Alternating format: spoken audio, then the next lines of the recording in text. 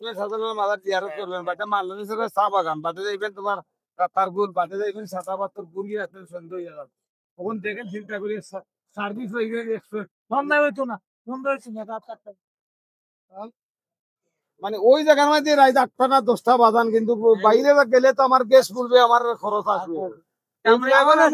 আচ্ছা ঠিক আছে, আলোচনা করি আমরা 100 বার 100 বার। ওই যে মামা ড্রাইভার গ্যাস ভরা আছে, খালি এখন সার্ভিস শুরু। ভাড়া নিয়ে কথা চলছে, দেখি কিরকম হয়। কাকা তুললে সমস্যা, তুলবো না কাকারে, এই কাকারে তুলবো না, এই ভাইদের তুলতেছি। ভাই আপনাদের তো সমস্যা নেই। 1 2 3 4 5 6 4 6 আমাদের হিসাবে সুবিধা 100 টাকা তো 100 টাকা 100 টাকা কম হইলে হবে না, আমার খরচ আছে বুঝছেন। 100 টাকা কম আপনাদের আর কোনো খরচ নাই, সম্পূর্ণ খরচ আমার। বুঝছেন 100 টাকায় কাকা, তুমি আমার কথা একটু শুনো।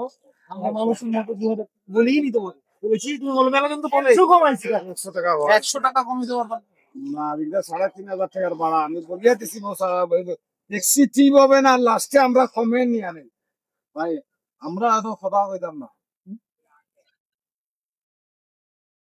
অবশেষে 2500 টাকায় আমরা এই হাইস্টটি ভাড়া করি।